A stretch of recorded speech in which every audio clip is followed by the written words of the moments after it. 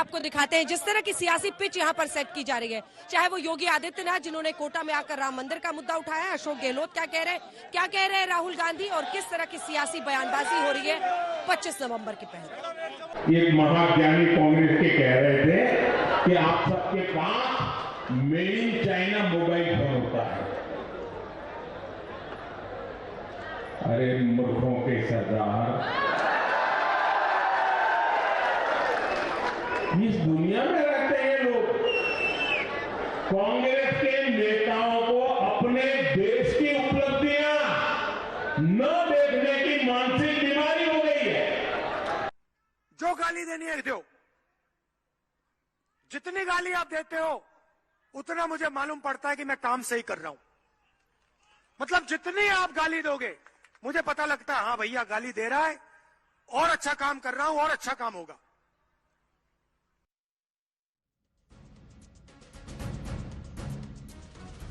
तो आइए सवालों की शुरुआत करते हैं। शांति धारीवाल का इलाका है आलोक जी, और शांति धारीवाल का फेमस कोट एक है जो मुझे आप अभी बताने वाले हैं। मुझे उम्मीद है कि आपको याद होगा महिलाओं की सुरक्षा के मुद्दे पर, राजस्थान में रेप के मुद्दों पर शांति धारीवाल कोटा के विधायक ने क्या कहा था।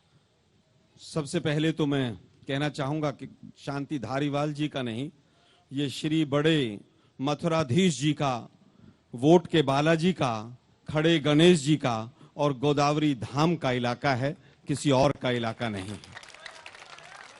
और इन्हीं सभी देवी देवताओं को मैं नमन करते हुए इस कोटा की पवित्र भूमि को सर झुकाकर आपके प्रश्नों का उत्तर देना चाहूंगा। जिस तरह के बयान की आप बात कर रहे हैं, इस तरह का बयान किसी भी नेता से क्या, एक आम आदमी से भी स्वीकार्य नहीं है। और आज बयानों की अगर आप बात करेंगे तो मेरे पास 50 भाजपा के नेताओं के बयान हैं, कौन फटी जीन्स देखता था और कौन क्या क्या देखता था और मणिपुर में क्या हुआ। मैं उस पर चर्चा पर नहीं जाना चाहता, लेकिन मैं शांति धारीवाल जी के बयान का समर्थन नहीं करता हूं। हाँ, उन्होंने कहा था मर्दों का प्रदेश है। चूंकि आपने बयान नहीं बताया लेकिन आपने खुलकर निंदा की, ये बड़ी बात है, चुनाव के पहले कर रहे हैं। मेहता जी कब आए बीजेपी से, कांग्रेस से बीजेपी में? मैं दिवाली मनाने के लिए कांग्रेस से बीजेपी में आया हूं और 3 दिसंबर को पूरे राजस्थान में दिवाली मनेगी। हाँ, तो और कांग्रेस के घर में अंधेरा रहेगा। अरे कितने दिन हुए? ये कोटा की जनता अपने आप को शर्मसार महसूस कर रही है। यहाँ से निर्वाचित जनप्रतिनिधि विधानसभा में मंत्री की हैसियत से दुष्कर्म की घटनाओं पर ये बयान देता है निर्दयता पूर्वक कि ये मर्दों का प्रदेश है। मैं समझता हूँ ऐसे व्यक्ति को चुल्लू भर पानी में डूब के मर जाना चाहिए। ठीक है, चिल्लाते आप अच्छा है, लेकिन एक सेकंड, चिल्लाते आप अच्छा है, लेकिन दिवाली तक तो आप उधर ही मौजूद थे ना जहाँ धारीवाल साहब ने कहा था, तब तो आपको होश नहीं आया। उस समय आपने उनके बयान के खिलाफ तो पार्टी नहीं छोड़ी। क्या कांग्रेस पार्टी को ये चिंता है? लगभग 30 से 50 लोगों पर आप लोगों ने अनुशासनात्मक कार्रवाई की है। कांग्रेस से नाराज होकर लोग जा रहे हैं बीजेपी में, और हर बार आप खोखा, पैसा, ये सब कहते रहते हैं, लेकिन आपकी पार्टी की नाराजगी को आप लोग संभाल नहीं पा रहे हैं। कल ही जयपुर में लगभग 100 बीजेपी के नेताओं ने कांग्रेस ज्वाइन की है। जब चुनाव आता है कितने लोगों ने तो स्वाभाविक है अंजना जी, एक पार्टी से दूसरे पार्टी में लोग जाते हैं। लेकिन आज का जो विषय है, शीतल मीणा, आज का विषय, अरे बीच में आज का जो विषय है, तो आप लोग साथ ही बैठ के चाय पीते थे। आज हम जो पीछे देख रहे हैं, आज तक के जो दर्शक तमाम देख रहे हैं, ये चंबल का रिवर फ्रंट है, जो इतना सुंदर रिवर फ्रंट है, और इसके लिए पूरी तरह से कांग्रेस पार्टी ने अपने दम पर इसको बनाने का प्रयास किया और बीजेपी ने इसको रोकने का प्रयास किया। मैं समझता हूं कि आज हम हम जो वोट मांग रहे हैं वो अपनी 7 गारंटी के नाम पर मांग रहे हैं। हमने 5 साल में जो विकास किया उसके नाम पर मांग रहे हैं। हमने 25 लाख रुपए का जो चिरंजीवी बीमा दिया उसके नाम पर मांग रहे हैं। 10 लाख का एक्सीडेंट का जो बीमा दिया उसके नाम पर मांग रहे हैं। 500 रुपए में जो हमने सिलेंडर दिया उसके नाम पर मांग रहे हैं। और बीजेपी केवल और केवल नकारात्मक प्रचार कर रही है, कोटा को और राजस्थान को बदनाम करने का काम कर रही है। मुझे लगता है सकारात्मक प्रचार होना चाहिए।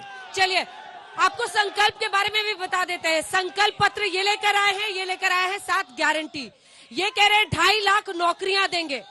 ये कह रहे हैं कि हम केजी से लेकर पीजी तक, अरे आपका हो गया, नारेबाजी हो गई, शांत हो जाइए। केजी से लेकर पीजी तक मुफ्त शिक्षा देंगे। स्कूटी योजना, ये कह रहे हैं गोवर्धन योजना करेंगे।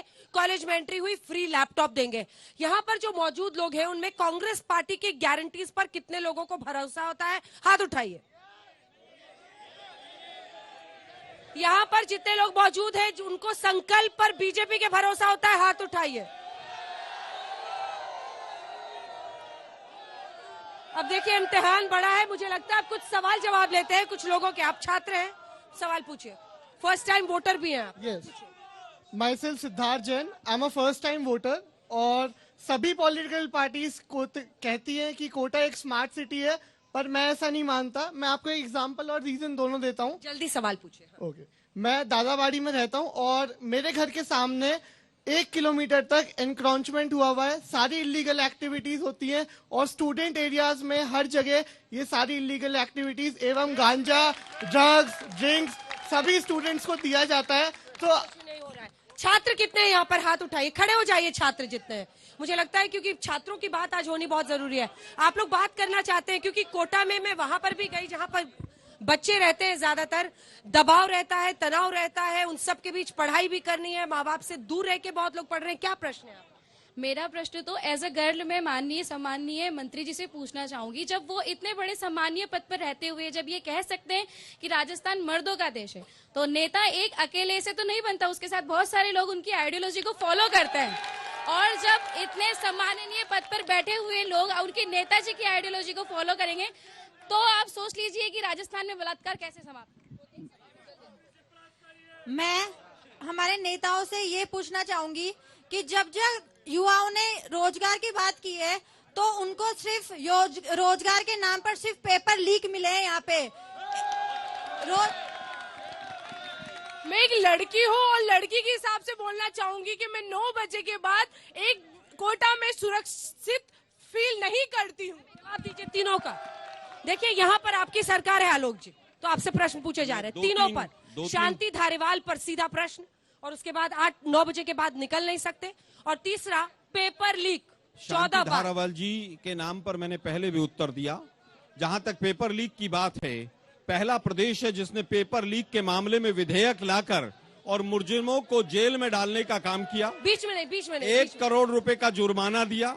हाँ। लेकिन दिक्कत यह है कि जो लोग व्यापम घोटाले में घिरे हों, जो गुजरात में 22 पेपर लीक किए हों, जिसने वसुंधरा के समय पे 11 पेपर आउट हुए हों, वो लोग आज सवाल पूछते हैं। ये दुर्भाग्यपूर्ण है। पेपर लीक होना गलत है, लेकिन पेपर लीक के ऊपर सख्ती करना, केवल और केवल राजस्थान प्रदेश ऐसा है जिसने पेपर लीक के ऊपर सख्ती की, कानून बनाया, विधेयक लेकर आए, 1 करोड़ का जुर्माना किया और आजीवन कारावास किया। बीजेपी शासित प्रदेशों में, चाहे वो उत्तराखंड हो, चाहे मध्य प्रदेश हो और चाहे गुजरात हो, सब प्रदेशों में पेपर आउट हुए। बताइए एक ने भी कानून बनाया हो तो।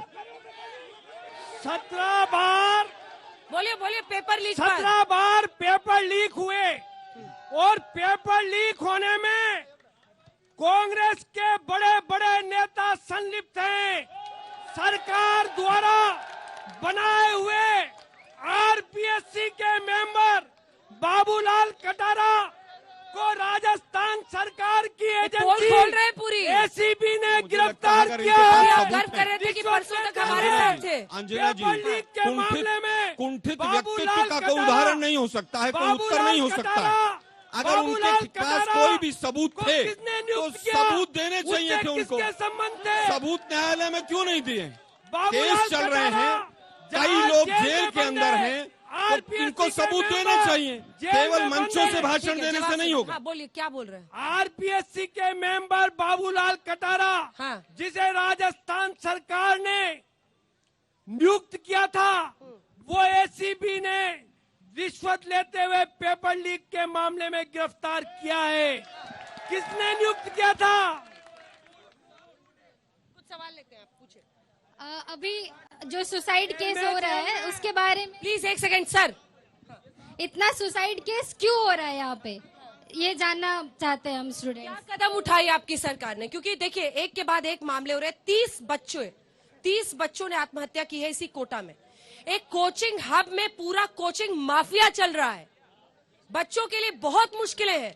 मैं खुद वहां पर गई थी, उन्होंने बताया किस तरह की परिस्थितियों में वो लोग रह रहे हैं। किसी भी बच्चे का, किसी भी व्यक्ति का सुसाइड करना बहुत दुखद है, लेकिन मैं पूछना चाहता हूं कि जो सरकार 18% कोचिंग सेंटर्स के ऊपर जीएसटी लगाती है और बच्चे और उनके माँ बाप के ऊपर एक प्रेशर पड़ता है, फीस क्या उसको आप वापस लेंगे?